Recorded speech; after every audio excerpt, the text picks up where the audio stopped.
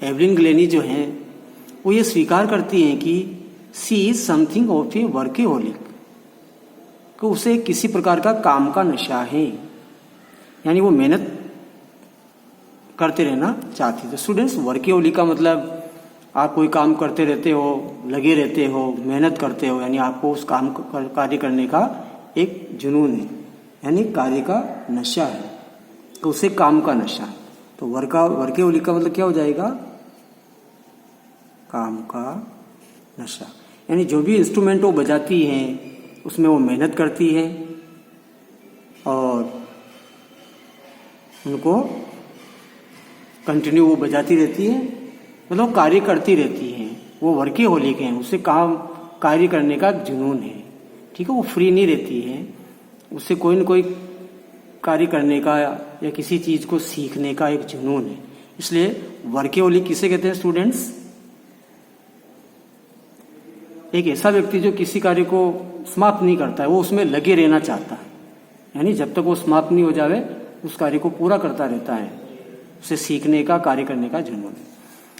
तो Evelyn confesses that, Evelyn Glenny इस बात को स्वीकार करती हैं, कन्फेस का मतलब स्वीकार करना, सी समथिंग ऑफ ए वर्केहोलिक, वो लड़की जो है किसी प्रकार की एक वर्केहोलिक लड़की है, यानी उसे एक प्रकार का काम का नशा है, ठीक है। यानी वो कार्य करती रहना चाहती है, मेहनत करती रहना चाहती है, उसे काम का नशा है। और वो आगे कहती है I have just got to work, और मैंने मेहनत की है, यानी मुझे परिश्रम करना होता ही है। I have just got to work का मतलब उसे काम करना होता ही है, उसे परिश्रम करना होता ही है। ऑफन हार्डर, अक्सर वो भी और ज़्यादा कठिन, ठीक है, यानी उसे और ज़्यादा से ज़्यादा जो कठिन चीज़ है उसको सीखने का उसको जुनून है। तो ज़्यादा से ज़्यादा जो कठिन चीज़ है उसमें उसको परिश्रम करना ही होता है। देन क्लासिकल म्यूजिशियंस, शास्त्रीय संगीतकारों से, ठीक है, यानी वो लड़की कहती है कि मुझे परिश्रम करना ही होता है, प्राय शास्त्रीय संगीतज्ञों से भी अधिक, तुलना बता रही है वो। वैसे स्टूडेंट्स, जो क्लासिकल इंस्ट्रूमेंट होते हैं, जो क्लासिकल म्यूजिशियंस होते हैं, शास्त्रीय संगीतकार, तो ये क्लासिकल इंस्ट्रूमेंट स्टूडेंट्स वो होते हैं जो जिनको बजाने में हमें डिफ़िकल्टी महसूस होती है, चाहे वायलिन हो, ठीक है, सरोद हो, वीणा हो, तो ये थोड़ा कठिन साज माने गए हैं स्टूडेंट्स। इनको, इन साज को बजाने में हमें डिफ़िकल्टी आती है, इनमें मेहनत करनी पड़ती है, क्योंकि इन साज को बजाने में एक नीड होती है, ज़रूरत होती है हार्ड वर्किंग की, ठीक है। तो वही बात ये कहती हैं कि I have just got to work, मुझे काम करना ही पड़ता है। ऑफन हार्डर का मतलब और अधिक कठिन। देन क्लासिकल म्यूजिशियंस का मतलब शास्त्रीय संगीतकारों से भी ज़्यादा। क्लासिकल का मतलब स्टूडेंट्स या शास्त्रीय है। वैसे स्टूडेंट्स आप इस शब्द से समझ रहे होंगे भी शास्त्री, शास्त्री किसे कहते हैं स्टूडेंट्स? जो मास्टर होता है, जो जिसमें किसी वाद्य यंत्र को बजाने की एक मास्टरी होती है, वो एक्सपर्ट होता है, वही शब्द है ये, ठीक है। कि मुझे शास्त्रीय संगीतकार, म्यूजिशियंस, ठीक है स्टूडेंट, म्यूजिशियंस का मतलब संगीतकार, म्यूजिशियंस का मतलब संगीतकार, कि मुझे शास्त्रीय संगीतकारों से भी ज़्यादा हार्डर, हार्डर का मतलब और कठिन, कंपैरेटिव डिग्री है हार्ड की, मेहनत करनी पड़ती है उसको। तो अब जब वो मेहनत करती रहती है तो इस मेहनत का जो उसको फल मिलता है ना, वही आगे बता रही वो, बट लेकिन द रिवार्ड्स आर इनॉर्मियस। जब मैं वर्केहोलिक हूँ, मुझे कार्य करने का नशा है, मैं मेहनत करती रहती हूँ, तो इसके जो रिवार्ड्स हैं, इसके जो फल हैं, वो भी इनॉर्मियस हैं, व्यापक हैं, ठीक है। वैसे स्टूडेंट्स, इनॉर्मियस का मतलब होता है विशाल, यानी व्यापक हो जाएगा, यानी फिर उसको बाद में जो इनाम मिलेंगे वो ज़्यादा से ज़्यादा मिलेंगे, अवार्ड वगैरह, ठीक है स्टूडेंट्स। वैसे रिवार्ड का मतलब इनामात, तो यहाँ फल हो जाएगा, उसको जो मेहनत करने का जो फल मिलता है, रिवार्ड। तो वो कह रही कि मुझे शास्त्रीय संगीतकारों से भी ज़्यादा और हार्डर मेहनत करनी पड़ती है, और जब मैं मेहनत करती रहती हूँ, जो इसके जो रिवार्ड्स हैं, मतलब फल जो हैं, आर इनॉर्मियस, वो भी व्यापक है, यानी इसके फल भी मुझे अच्छा मिलेगा, ठीक है, मुझे और ज़्यादा से ज़्यादा अवार्ड मिलेंगे। तो इस प्रकार का उस एवलिन ग्लेनी में जुनून है। तो स्टूडेंट्स, या रिवार्ड्स का मतलब इनाम या फल, और इनॉर्मियस का मतलब वो विशाल है, यानी व्यापक है। तो बाद में उसको जो इसके इनाम मिलेंगे या फल जो मिलेगा वो व्यापक है, अब आगे वो अपनी बात को बढ़ाते हुए कहती है एवलिन ग्लेनी का apart from the regular concerts के नियमित संगीत के कार्यक्रमों के अलावा, ठीक है, तो सामान्य संगीत सभाओं के अतिरिक्त स्टूडेंट्स, कंसर्ट का मतलब होता है संगीत सभा जिसमें कोई वाद्य यंत्र बजा रहा है, वो कंसर्ट होता है संगीत सभा। और आप उसमें कंसर्ट में क्या प्रोग्राम दे रहे हो, आप क्या कौन सा इंस्ट्रूमेंट बजा रहे हो, क्या आप गा रहे हो, बजा रहे हो, ये सारे प्रोग्राम्स हैं। और स्टूडेंट्स अपार्ट का मतलब क्या होता है स्टूडेंट्स, पृथक या अतिरिक्त। अपार्ट का मतलब अतिरिक्त, अपार्ट का मतलब अतिरिक्त, अपार्ट यानी अतिरिक्त का apart from the regular concert, नियमित संगीत सभाओं के अतिरिक्त, ठीक है। वैसे नियमित संगीत सभाएं वो करती रहती है, तो नियमित संगीत सभाओं के अतिरिक्त Evelyn also gives free concert. Evelyn जो है एक निःशुल्क कंसर्ट देती है स्टूडेंट्स, ठीक है, यानी मुफ्त संगीत सभाएं करती हैं, यानी वो गाती है, बजाती है किसी इंस्ट्रूमेंट को, तो पैसे नहीं लेती है। ये देखो, Evelyn also gives free concert, यानी वो मुफ्त सभाएं भी, मुफ्त संगीत सभाएं भी करती है। तो स्टूडेंट्स, फ्री कंसर्ट का मतलब क्या हो जाएगा, मुफ्त संगीत सभाएं। फ्री का मतलब फ्री है, भी आप आ जाइए, आपसे पैसा नहीं लिया जा रहा, निःशुल्क। और कंसर्ट का मतलब संगीत सभाएं। तो एवलिन ग्लेनी जो है मुफ्त संगीत सभाएं भी देती है, करती है प्रोग्राम इन प्रिजन्स, जेलों में, एंड हॉस्पिटल्स, अस्पतालों में। यानी हॉस्पिटल्स में जो कोई पेशेंट है वो वहाँ जाती है हॉस्पिटल्स में, और वहाँ कोई वाद्य यंत्र बजाती है जिससे उस रोगी को अच्छा महसूस होता है। और स्टूडेंट्स, प्रिजन्स का मतलब जेलों में जो कैदी हैं वो कैदियों का भी मनोरंजन करती है, वो उनके सामने इंस्ट्रूमेंट बजाती है। तो इस प्रकार से वो मुफ्त संगीत सभाएं भी करती है। उसका प्रोग्राम रख देते हैं भी, आज इसका प्रोग्राम जेलों में, तो सारे कैदी जो उसकी आवाज़ को सुनेंगे उनको भी अच्छा महसूस होगा, यानी कैदियों का जो डिप्रेशन है, तनाव है, वो रिमूव हो जाता है, हट जाता है। तो Evelyn also gives free concert, Evelyn मुफ्त संगीत सभाएं भी करती है इन प्रिजन्स, जेलों में, और हॉस्पिटल्स, अस्पतालों में। या प्रिजन्स का मतलब स्टूडेंट्स जेल, ठीक है, प्रिजन्स का मतलब जेल। मैं एक तरफ लिख रहा हूं, आप इनको देखते रहिए। प्रिजन्स के लिए आया है जेल, तो जेलों में भी और हॉस्पिटल्स में भी वो मुफ्त संगीत सभाएं करती है। कंसर्ट, संगीत सभा, फ्री का मतलब मुफ्त। और she also give the high priority. अब देखो, वो लड़की जो है और ज्यादा प्राथमिकता देती है। प्रायोरिटी का मतलब स्टूडेंट प्राथमिकता, प्राथमिकता पे आप किसको प्राथमिकता देते हो? भाई आपके घर पे आपका दोस्त आता है और वो कहता है भी चलो घूमने चलो, तो आप कहते हो भी अभी घूमने का टाइम नहीं, अभी मैं मेरी स्टडी को प्राथमिकता दूंगा, प्रायोरिटी दूंगा, इस प्रकार से। तो she also give the high priority, वो और ज़्यादा से ज़्यादा प्राथमिकता देती है टू क्लासेज का मतलब क्लास लगाने को, फॉर यंग म्यूजिशियंस का मतलब युवा संगीतकारों के लिए। जो भी युवा संगीतकार हैं वो अभी उभर रहे हैं, अभी सीख रहे हैं, तो एवलिन ग्लेनी भी उनको और ज़्यादा मोर एंड मोर सिखाती है, ठीक है, उनको वो सिखाती है। तो जो युवा संगीतकार हैं, यहाँ आया है यंग म्यूजिशियंस, उनके लिए वो क्लासेस लगाती हैं। ये देखो क्लासेस, क्लास लगाना, तो वो युवा संगीतकारों के लिए क्लास लगाने को हाई प्रायोरिटी का मतलब ज़्यादा प्राथमिकता देती है। प्राथमिकता क्लासेस, कक्षाओं को, फॉर यंग म्यूजिशियंस का मतलब युवा संगीतकारों के लिए जो कक्षाएं लगाती है वो उसको ज़्यादा प्राथमिकता देती है। युवा संगीतकारों के लिए क्लास लगाना उसको अच्छा लगता है।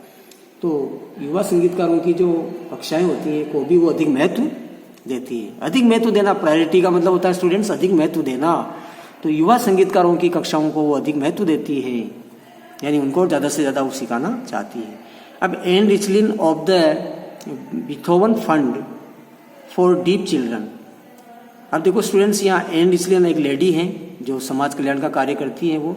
अब ये लेडी क्या करती है भी, एन रिचलिन ये बहरे बच्चों के लिए फंड एकत्रित करती है, पैसा। फंड का मतलब कोष। तो स्टूडेंट्स, जब बाढ़ आ जाती है तो सरकार एक रिलीफ फंड जारी करती है। रिलीफ फंड का मतलब राहत कोष। उसमें हम सभी डोनेट करते हैं, भी जो भी डोनेट करना चाहता है तो एक प्रकार से चैरिटी फंड हो जाता है, तो वो सारा पैसा फिर राहत कार्यों में लगता है, वो फंड कोष। तो ये एन रिसलिन जो है ऑफ द बीथोवन, ये बीथोवन से वो आती है, वो क्या करती है भी बहरे बच्चों के लिए फंड एकत्रित करती है, ठीक है। यानी Beethoven Fund for deep children, ये एक संस्था है स्टूडेंट्स, वो उसकी अध्यक्ष होगी ये Beethoven Fund for deep children, वो क्या करती है भी बहरे बच्चों के लिए एक फंड एकत्रित करती है। वहाँ की जो अध्यक्ष है वो एन रिसलिन, वो भी कहती है एवलिन ग्लेनी के बारे में कि she is a shining inspiration. Evelyn Glenny जो है एक उज्जवल प्रेरणा है। इंस्पिरेशन का मतलब स्टूडेंट्स प्रेरणा, और शाइनिंग का मतलब उज्जवल, यानी उज्जवल प्रेरणा, उज्जवल प्रेरणा। तो एवलिन ग्लेनी जो है एक उज्जवल प्रेरणा है, यानी कोई भी उससे प्रेरित हो सकता है, क्योंकि उसने अपने जीवन में कठिनाइयों का सामना करते हुए वो आगे बढ़ी है, तो वो दूसरों के लिए एक प्रकार से इंस्पायर करती है। तो she is a shining inspiration, Evelyn Glennie एक उज्जवल प्रेरणा है फॉर डीप चिल्ड्रन, बहरे बच्चों के लिए। भी बहरे बच्चे भी ये सोचेंगे भी ये भी हमारे जैसी हैं, इक्वल टू अस। तो जब ये मेहनत करके कुछ इंस्ट्रूमेंट बजाना सीख गए तो बहरे बच्चे भी ऐसा थिंक करते हैं कि हम भी इसके जैसा बन सकते हैं। तो वो बहरे बच्चों के लिए क्या हो गई भी एक प्रेरणा हो गई, एक उज्जवल प्रेरणा है। शाइनिंग इंस्पिरेशन का मतलब वो बहरे बच्चों की, फॉर डीप चिल्ड्रन, बहरे बच्चों के लिए वो लड़की जो है एक उज्जवल प्रेरणा है, यानी बहरे बच्चे भी उससे प्रेरणा ले सकते हैं। और दे सी दैट, अब वो कैसे प्रेरणा ले सकते हैं भी, क्योंकि वो देखते हैं कि there is nowhere that they can not go, ऐसा कोई स्थान नहीं है जहाँ वो नहीं जा सकते, ऐसा कोई स्थान नहीं है जहाँ वो नहीं जा सकते। तो वो देखते हैं कि भी ऐसा कोई स्थान नहीं है जिसे वो प्राप्त नहीं कर सकते। यानी एवलिन ग्लेनी भी कठिनाइयाँ आई उसके मार्ग में, फिर भी वो कठिनाइयों को फेस करती हुई आगे बढ़ी है। यानी रास्ता उसका कठिन था लेकिन फिर भी वो आगे बढ़ी है। तो ये सेंटेंस आपको मोटिवेट करने वाला है स्टूडेंट्स, इंस्पायर करने वाला है, क्योंकि बहरे बच्चे भी अभी इंस्पायर्ड हो गए हैं। तो वो उनके बहरे बच्चों के लिए क्या है, फॉर डीप चिल्ड्रन वो एक शाइनिंग इंस्पिरेशन है, यानी उज्जवल प्रेरणा है। तो दे सी दैट, वो देखते हैं कि there is nowhere that they can not go, ऐसा कोई स्थान नहीं है, ऐसी कोई जगह नहीं है जो नहीं जा सकते हैं। यानी ऐसा कोई कार्य नहीं है जिसको वो मतलब सीख नहीं सकते, वो हर कार्य को सीख सकते हैं, कर सकते हैं। इसका मतलब ये है कि ऐसा कोई स्थान नहीं है जिसे वो प्राप्त नहीं कर सकते, यानी वो हर स्थान को प्राप्त कर सकते हैं। तो यहाँ भी डीप चिल्ड्रन जो हैं एवलिन ग्लेनी से इंस्पायर्ड होते हैं और वो भी आगे बढ़ते हैं। तो नोवेयर भी एक नेगेटिव है फ्रेज स्टूडेंट्स, कहीं नहीं, ठीक है। तो ऐसा कोई स्थान नहीं जो वो प्राप्त नहीं कर सकते, यानी हम भी प्राप्त कर सकते हैं हर चीज को मेहनत और लगन से। चलिए स्टूडेंट्स, लास्ट पैराग्राफ, यहाँ आपका लेसन एंड हो जाता है। स्टूडेंट्स, ये जो आप लेसन पढ़ रहे हो इसके 2 पार्ट्स हैं, ठीक है। साउंड ऑफ म्यूजिक का है, यानी म्यूजिक से रिलेटेड लेसन आप पढ़ रहे हो, तो अभी ये इसका पार्ट फर्स्ट है। फिर इधर स्टूडेंट्स ये पार्ट सेकंड चलेगा, ये देखिए जो हम बाद में पढ़ेंगे, ये पार्ट सेकंड है, ये भी रिलेटेड टू म्यूजिक से आएगा स्टूडेंट्स। तो आइए स्टूडेंट्स, पैराग्राफ नंबर 10 जो लास्ट है, आपका लेसन एंड हो जाएगा। Evelyn Glenny has already accomplished, Evelyn Glenny पहले से ही प्राप्त कर चुकी है। तो स्टूडेंट्स, यहाँ अकम्प्लिश का मतलब होता है प्राप्त कर लेना। तो ये अकम्प्लिश क्रिया किसके लिए आती है कि जब हम बड़े बड़े कार्यों से उपलब्धि प्राप्त करते हैं। तो अकम्प्लिश का मतलब प्राप्त करना, प्राप्त करना। ऑलरेडी एडवर्ब है स्टूडेंट, जनरली मैंने टेंस में आपको पढ़ाया है, प्रेजेंट परफेक्ट टेंस में आता है ऑलरेडी पहले से ही, ठीक है। एवलिन ग्लेनी पहले से ही प्राप्त कर चुकी है, मोर ज्यादा, ठीक है, यानी ज्यादा से ज्यादा चीज उसने पहले से प्राप्त कर ली है। देन मोस्ट पीपल, अधिकांश लोगों से ज्यादा, ठीक है। मोस्ट पीपल का मतलब अधिकांश या ज्यादा से ज्यादा लोगों से और ज्यादा वो प्राप्त कर चुकी है। ट्वाइस हर एज, जो लोग उसकी उम्र से भी दुगुने हैं, यानी एवलिन ग्लेनी 20 साल की हैं तो 40 वर्ष का जो कोई है, 50 वर्ष का जो कोई है, 60 वर्ष का ही है, उससे बड़े, तो अपनी उम्र से दुगुने लोगों से भी ज्यादा से ज्यादा उसने चीज हासिल कर ली है, प्राप्त कर ली है। यानी जो एक 45 साल का व्यक्ति या 60 ईयर्स ओल्ड जो व्यक्ति है वो उतना प्राप्त नहीं कर पाया है जितना एवलिन ग्लैनी ने 13 वर्ष की आयु में या 15 वर्ष की आयु में प्राप्त कर लिया है। यानी जो बड़े से बड़े व्यक्ति प्राप्त नहीं किए हैं उन्होंने अवार्ड्स, वो अवार्ड्स एवलिन ग्लैनी में छोटी आयु में ही प्राप्त कर लिए, ये वो कहना चाहती है, राइटर कहना चाहता है आपको। ठीक है, तो देखिए Evelyn Glennie has already accomplished more. Evelyn Glennie ने पहले से ही कुछ ज्यादा प्राप्त कर लिया है देन मोस्ट पीपल, अधिकांश लोगों से, जो ट्वाइस हर एज का मतलब उसकी उम्र से दुगुने हैं। ट्वाइस का मतलब स्टूडेंट्स यहाँ दुगुना। ठीक है, जो लोग उसकी उम्र से ट्वाइस हैं, थोड़े बड़े हैं, दुगुने हैं, उनसे भी ज्यादा उसने प्राप्त कर लिया है, यानी उनसे भी ज्यादा एवलिन ग्लैनी ने सफलता हासिल की है। ठीक है, अपनी उम्र से, ये ट्वाइस हर एज, अपनी उम्र से भी जो दुगुने लोग हैं, मतलब बड़े लोग व्यक्ति है, मोस्ट पीपल जो अधिकांश है, उनसे भी ज्यादा एवलिन ग्लैनी ने सफलता हासिल कर ली है। अकम्प्लिश्ड का मतलब वही है, सफलता प्राप्त कर लेना। अब देखो, she has brought percussion to the front of the orchestra. अब आगे क्या कह रही वो, तो एवलिन ग्लैनी ने भी तबला वादन में मास्टरी की है, क्योंकि तबला वादन के लिए उसको 2 टीचर्स मिले हैं। ठीक है, वो फॉब्स है, ब्लेड है, ये जेम्स ब्लेड, ये तो फिर उसने भी तबला वादन में थोड़ी अच्छी भूमिका निभाई, मतलब तबला को अच्छा बजाने में उसने मेहनत की, तो वो एक्सपर्ट बन गई थी बाद में। तो इस प्रकार से वो कह रही कि शी हैज ब्रॉड परकशन, यानी उसने तबला वादन को to the front of the orchestra, यानी वाद्य वृंद में एक अग्रणी स्थान दिलाया है।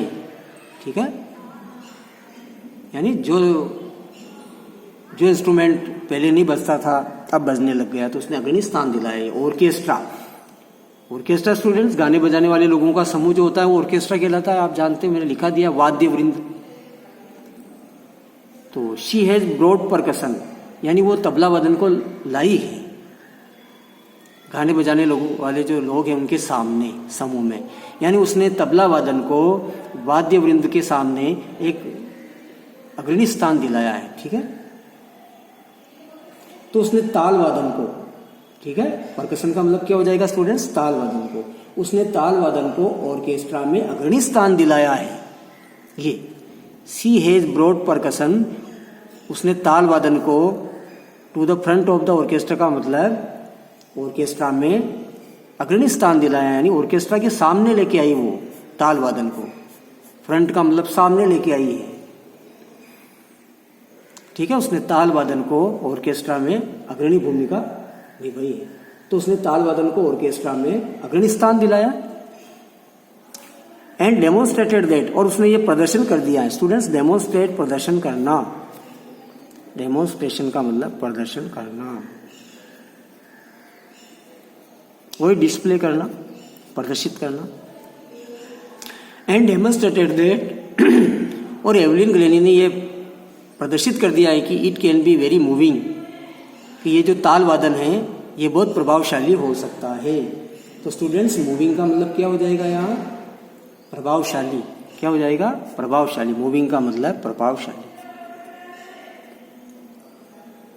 यानी ये वाद्य यंत्र जो है ताल वादन, ये भी ऑर्केस्ट्रा में अच्छी भूमिका निभा सकता है, प्रभावशाली हो सकता है, ज्यादा से ज्यादा लोग इसको बजाए, इस प्रकार से। तो उसने ये भी प्रदर्शन कर दिया है कि जब उसने ऑर्केस्ट्रा में इस ताल वादन को, परकशन का मतलब तबला वादक, तबला बजाना, जब उसने ऑर्केस्ट्रा में तबला वादन जो है उसको एक अग्रणी स्थान दिला दिया है, और ये प्रदर्शन कर दिया है कि it can be very moving, कि ये ताल वादन जो है बहुत ही प्रभावकारी हो सकता है, प्रभावशाली हो सकता है। और she has given inspiration to those, और एवलिन ग्लैनी ने उन लोगों को भी प्रेरणा दी है। प्रेजेंट परफेक्ट टेंस से students, has plus third form, चुका है, चुकी है, फिनिश्ड एक्शन के लिए आता है ये टेंस। तो she has given inspiration, inspiration का मतलब वही प्रेरणा, और एवलिन ग्लैनी प्रेरणा दे चुकी है टू दोज, उन लोगों को भी, हु आर हैंडीकैप्ड, जो शारीरिक रूप से अयोग्य है। हैंडीकैप्ड का मतलब होता है स्टूडेंट्स विकलांग। क्या होता है, विकलांग, यानी जो चल फिर नहीं सकते हैं।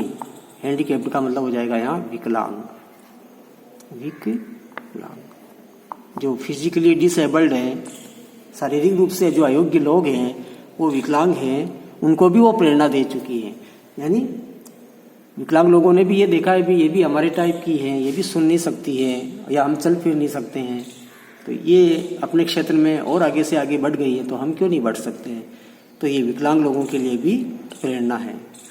तो she has given inspiration to those, Evelyn Glennie ने उन लोगों को भी प्रेरणा दी है हु आर हैंडीकैप्ड, जो विकलांग हैं, यानी एवलिन ग्लैनी ने विकलांग लोगों को भी प्रेरित किया है।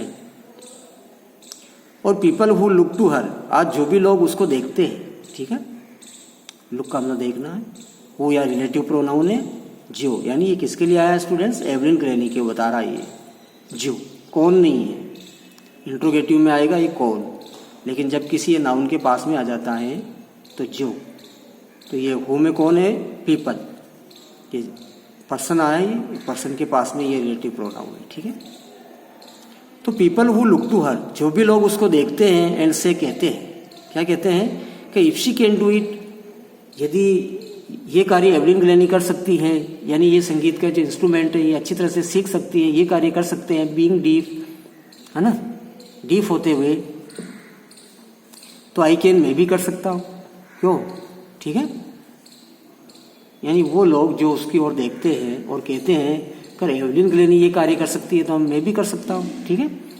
इफ ये कंडीशनल क्लॉज स्टूडेंट्स, यदि if she can do it, यदि एवलिन ग्लैनी इस कार्य को कर सकती है तो आई कैन मैं भी कर सकता हूँ, ठीक है। यानी वो भी अपने अपने क्षेत्र में प्रेरित होते हैं और आगे बढ़ जाते हैं। एंड नॉट द लीस्ट, इतना ही नहीं, नॉट द लीस्ट, इतना ही नहीं, इसका मतलब क्या हो जाएगा, इतना ही नहीं। तो ये लिटिल लेस लीस्ट स्टूडेंट्स, इतना ही नहीं, इतना ही नहीं।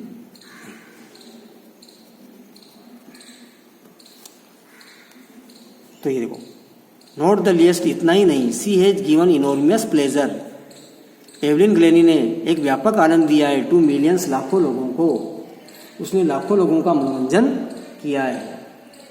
यानी सबसे बढ़कर बात यह है, ये not the least upon English में ऐसे बोलते हैं, सबसे बढ़कर बात यह है, तो आपको ये नॉट द लीस्ट यानी इतना ही नहीं, सबसे बढ़कर बात यह है कि शी हैज गिवन इनॉर्मियस, इनॉर्मियस का मतलब होता है विशाल, व्यापक, प्लेजर का मतलब यहाँ आनंद, टू मिलियंस का मतलब होता है लाखों में, मिलियंस का मतलब लाखों में।